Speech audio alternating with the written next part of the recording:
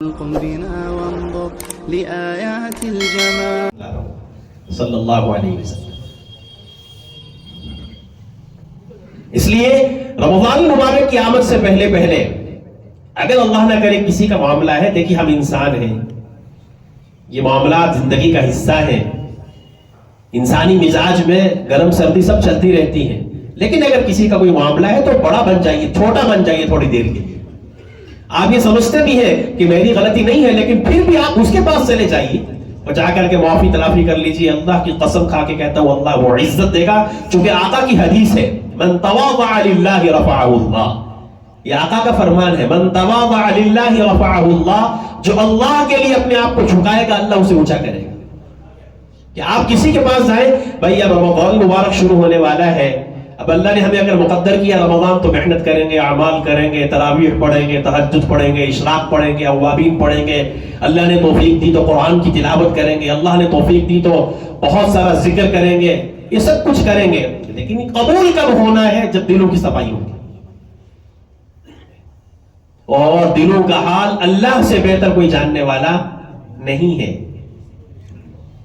دلوں کا حال اللہ سے بہتر کوئی جاننے والا نہیں ہے. کس کے دل میں کس کے لیے کیا ہے، کس کے دل میں کس کے لیے کھوٹ ہے. اور یہ بھی یاد رکھیں کہ دنیا یہ معاملات جو ہے نا دلوں کی صفائی کے، یہ اہل جنت کی خوبیوں میں سے ایک خوبی ہے، دلوں کی صفائی. ہم چاہتے ہیں نا کہ ہم جنت والوں میں سے ہو جائیں. اللہ ہمیں بنائے جنت والوں میں سے، اور جنت میں ہم اللہ کے کرم ہی سے جائیں گے، اللہ کے فضل ہی سے جائیں گے. تو دلوں کی صفائی اور دلوں کی پاکیزگی یہ اہل جنت کی خوبیوں میں سے خوبی ہے، اہل جنت کی علامات میں سے ایک علامت ہے. کیونکہ ایک طویل حدیث ہے، اس کا یہ ایک حصہ ہے کہ جب جنتیوں کو جنت میں داخل کیا جائے گا نا تو اللہ تعالیٰ ان جنتیوں کو جنت میں داخل کرنے سے پہلے یہ آخری مرحلہ ہوگا، یعنی حساب کتاب اس سے پہلے ہو چکا ہوگا. اب وہ جنتی کنفرم ہے. اب جب ان کو جنت کی طرف لے کر کے جایا جائے گا تو جنت سے عین پہلے، دخول سے پہلے ان جنتیوں کے دلوں میں، دنیا میں اگر کسی کے لیے کوئی کھٹ پٹ کوئی معاملہ رہا ہوگا تو جنت میں اللہ تعالیٰ کسی کو بھی اس کے ساتھ داخل نہیں کرے گا. دلوں کی صفائی کی جائے گی، اس کے بعد پھر اللہ تعالیٰ ان کو جنت میں داخل کرے گا. اور یہ قرآن میں اس کا ذکر ہے وَنَزَعْنَا مَا فِي صُدُورِهِم مِّن غِلٍّ إِخْوَانًا عَلَى سُرُرٍ مُتَقَابِلِينَ. وَنَزَعْنَا اللہ فرماتے ہیں ہم نکال لیں گے مَا فِي صُدُورِهِم جو ان کے دلوں میں ہوگا، مِّن غِلٍّ کوئی کھوٹ، اخوان اپنے بھائیوں کے بارے میں، علی سرور متقابلین. پھر وہ جب جنت میں داخل ہوں گے تو جنت میں داخل ہونے کے بعد ایک دوسرے کے آمنے سامنے بڑے بہترین اور فرشوں پر اور صوفوں پر اور جنتی مسیریوں پر بیٹھ کر کے باتیں کریں گے. اس سے پہلے لیکن دلوں کی صفائی ہوگی. تو یہ اگر ہم چاہتے ہیں کہ ہم اہل جنت والوں میں سے بنے تو پھر ان کی صفات کو دنیا میں بھی اپنائیں. اسی لیے ان الابرار لفی نعیم وان الفجار لفی جحیم، کہ جو ابرار لوگ ہیں، نیک لوگ ہوں گے، وہ نعمتوں میں ہوں گے. وان الفجار لفی جحیم، اور بدکار لوگ جہنم میں ہوں گے، دوزخ میں ہوں گے. تو ان الابرار لفی نعیم کی تفسیر میں مفسرین نے لکھا ہے کہ ان الابرار، ابرار وہ لوگ ہیں کہ جن کے دل ہر قسم کی گندگی سے، چاہے وہ شرک کی ہو یا پھر کسی کے لیے کینہ اور کھوٹ کی ہو، ہر قسم کی گندگی سے پاک جب تک نہیں ہوگا اس وقت تک کوئی ابرار نہیں بن سکتا. یعنی میری اس بات کو سمجھیے، میرے کہنے کا مطلب یہ ہے ہماری نماز، ہمارے روزے، ہمارے زکوٰۃ، ہمارے حج، دیگر جتنے بھی نیک اعمال ہیں وہ سارے کے سارے اس وقت تک بے معنی ہے جب تک کہ ہمارے دلوں کی صفائی نہیں ہے. یعنی قرآن نے ابرار ان لوگوں کو کہا ہے جن کے دل سب سے پہلے شرک کی گندگی سے پاک ہے.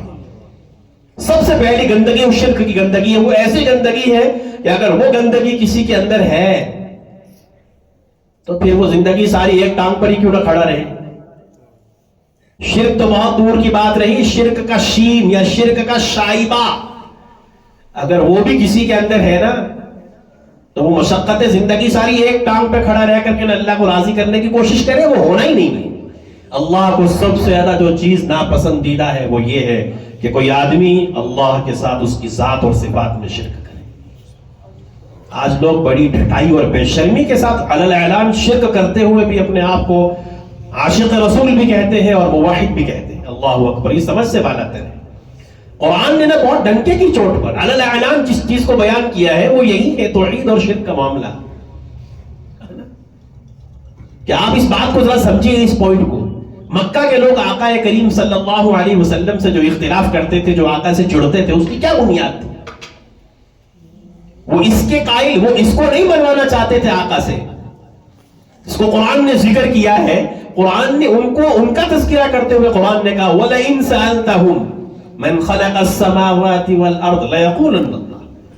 کہ جب ان سے پوچھا جاتا، ان اہل مکہ سے، مکہ کے لوگوں سے پوچھا جاتا ذرا یہ بتاؤ کہ آسمان اور زمین کو کس نے پیدا کیا ہے، تو مکہ کے لوگ کہتے تھے، اللہ کے نبی کے سخت ترین دشمن ہونے کے بعد بھی کیا کہتے تھے؟ قرآن نے ذکر کیا ہے، وہ ضرور بھی ضرور کہتے کہ اس کو پیدا کرنے والا اللہ ہے. فَإِذَا رَكِبُوا فِي الْفُلْكِ دَعَوُا اللَّهَ مُخْلِصِينَ لَهُ الدِّينَ. اور جب کشتیوں میں سوار ہوتے ہیں، اس وقت کشتی میں اگر ناموافق حالات آ جائے تو اس وقت دعوا اللہ مخلصین لہ الدین، صرف ایک اللہ کو پکارتے. فلما نجاہم الی البر اذا هم یشرکون. اور جو ہی وہاں سے نیچے اترتے تھے اور حالات موافق آئے، اذا هم یشرکون، تو پھر وہ شرک کرنے لگ جاتے تھے. کہتے تھے کہ اللہ کرنے والا ہے، لیکن عقیدہ یہ تھا کہ اللہ ہی نہیں کرتا ہے، اللہ کے ساتھ کوئی اور بھی کرتا ہے. یہی تو شرک ہے. ایک ایمان والے کا عقیدہ یہ ہونا چاہیے کہ جو ہوتا ہے وہ اللہ ہی کے چاہنے سے ہوتا ہے، اللہ کے علاوہ کسی کے چاہنے سے کچھ نہیں ہوتا. ایک مرتبہ آقا کریم صلی اللہ علیہ وسلم کے سامنے ایک صحابی نے، ایک آدمی نے آ کر کے یوں کہا ما شاء اللہ و ما شاء محمد. یہ آقا کریم کے سامنے کہا جا رہا ہے صلی اللہ علیہ وسلم، جن کی امت آج اپنا بیڑا غرق کرنے پر تلی ہوئی ہے، وہ بھی دین کے نام پر. ایک آدمی نے کہا ما شاء اللہ و ما شاء محمد، کہ جو اللہ چاہے اور جو اللہ کا نبی چاہے. نبی علیہ السلام نے فوراً ٹوک دیا کہ نہیں، ما شاء اللہ وحدہ، جو صرف اللہ چاہے، میرے چاہنے سے نہیں ہوتا. رب العالمین کے چاہے تم کچھ چاہ بھی نہیں سکتے، کہ جب تک اللہ کا ارادہ نہ ہو، اللہ کی مشیت نہ ہو، ہم چاہ لیں، ساری دنیا مل کر کے چاہ لے، کوئی نہیں چاہ سکتا، ہو ہی نہیں سکتا جب تک کہ اللہ کا فیصلہ نہ ہو. تو یہ عقیدہ ایمان والوں کا ہونا چاہیے. تو بہرحال قلب سلیم کے بارے میں آپ کا تذکرہ کرتے ہوئے میں یوں کہہ رہا تھا کہ قلب سلیم اس کو کہا ہے قرآن نے کہ جو سب سے پہلے شرک کی گندگی سے پاک ہو، اس کے بعد پھر شرک کی گندگی سے نیچے اترتے آئیے، اس کے بعد جتنے بھی معاملات ہیں، جتنی بھی رذائل ہیں، جتنی بھی ناپاک چیزیں ہیں، ان تمام کا دل سے پاک ہونا، اس کو قرآن نے قلب سلیم کہا ہے. اور قرآن نے کتنے بہترین انداز میں کہا یوم لا ينفع مال ولا بنون الا من اتى الله بقلب سلیم، کہ جس روز انسان کو نہ نفع دے گا اس کا مال، نہ اس کی اولاد، الا من اتى الله بقلب سلیم، مگر وہ کہ جو اللہ کے سامنے قلب سلیم لے کر کے حاضر ہوگا. تو قلب سلیم میں شرک کی گندگی بھی نہیں ہونی چاہیے، اور کسی کے تعلق سے کھوٹ، کینہ، حسد، بغض بھی نہیں ہونا چاہیے. اگر یہ سب کچھ ہے تو پھر قلب سلیم نہیں ہے ہمارا. اب سوچئے، ہم رمضان سے پہلے اپنے آپ کو قلب سلیم پر لانا چاہتے ہیں یا نہیں؟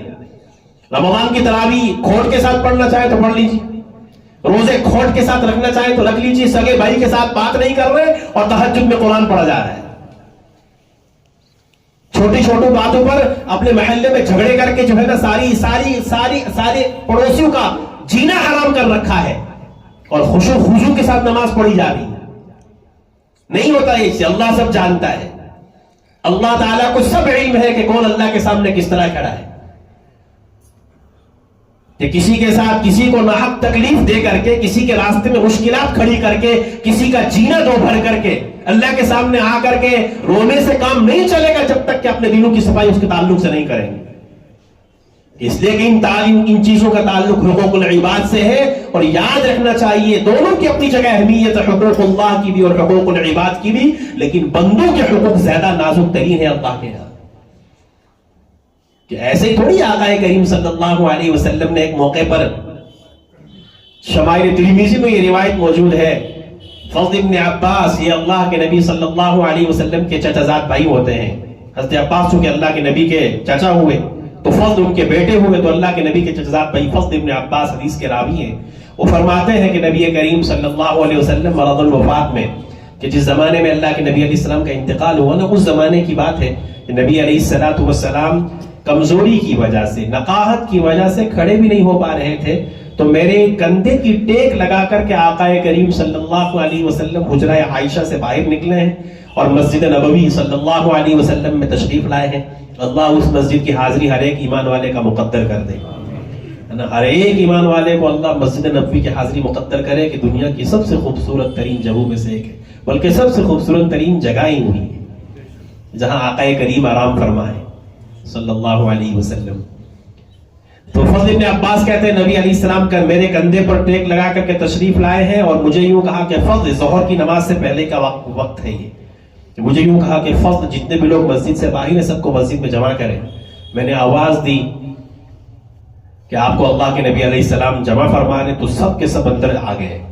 تو نبی علیہ السلام نے سب کو جمع کر کے فرمایا, خطبہ دیا اور خطبے کے بعد یہ فرمایا نبی کریم صلی اللہ علیہ وسلم نے کہ دیکھو اگر میں نے تم میں سے کسی کے ساتھ کوئی زیادتی کی ہو تو میں آج یہاں حاضر ہوں مجھ سے بدلہ لینے. یہ آقا کریم ارشاد فرما رہے صلی اللہ علیہ وسلم اگر میں نے کسی کی عزت پر حملہ کیا ہو تو وہ میری عزت پہ حملہ کر لے, مجھ سے اس کا بدلہ لے لے. اگر میں نے کسی کا کوئی مالی حق دینا ہو تو وہ آج مجھ سے مطالبہ کر لے, اور اگر میں نے کسی کے ساتھ جسمانی زیادتی کی ہو تو وہ بھی اس کا مجھ سے میری جسمانی زیادتی کر کے میرے اوپر مجھے تکلیف دے کر کے وہ بدلہ لے لی. یہ آقا کریم کے ارشاد. صحابہ کرام رضوان اللہ تعالیٰ ان کے روکنے کھڑے ہو کے رونے لگے, صحابہ اللہ کے نبی ایسے کیسے ہو سکتا ہے. لیکن نبی کریم صلی اللہ علیہ وسلم اپنی امت کو اس کی تعلیم دینا چاہتے تھے کہ مرض الوفات کے زمانے میں یہ کہہ کر کے کہ میری امت اس بات کو سمجھیے گا کہ دوسروں کے حقوق کتنے اہمیت کے حامل ہوتے ہیں.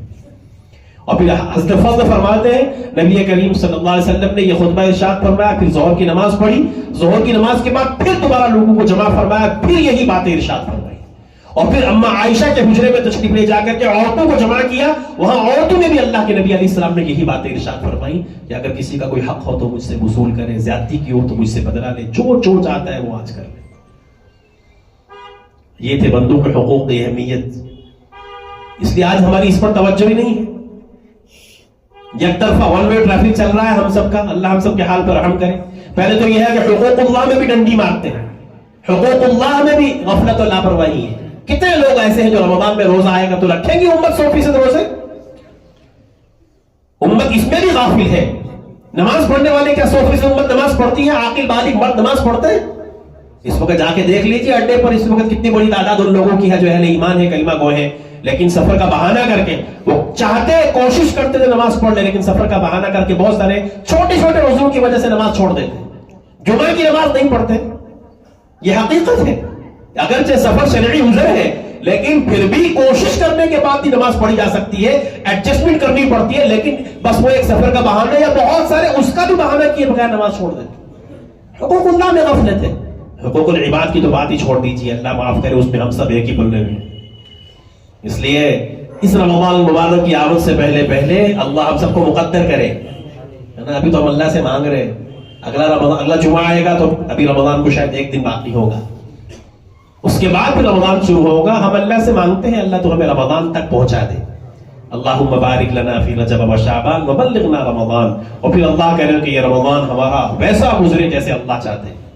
تو ارادہ سب کرتے ہیں انشاءاللہ, اپنے دلوں کی صفائی کر لیں گے. جس کے تعلق سے دل میں کوئی کھوٹ ہونا, پر ایک بہترین عمل ہمارے بڑوں نے لکھا ہے, بلکہ بعض تابعین سے بھی یہ ثابت ہے کہ وہ رات کو سونے سے پہلے بستر پر لیٹ کر کے یوں کہتے تھے, اللہ میرے دل میں جس کے تعلق سے بھی جو کچھ ہے اللہ میں, اگر کسی نے میرے اوپر ظلم کیا میں اس کو معاف کرتا ہوں, میرے دل میں کسی کے لیے کھوٹ نہیں ہے. اس حالت میں لیٹی اگر موت بھی آ گئی تو دل صاف کر کے مریں گے, کریں گے انشاءاللہ.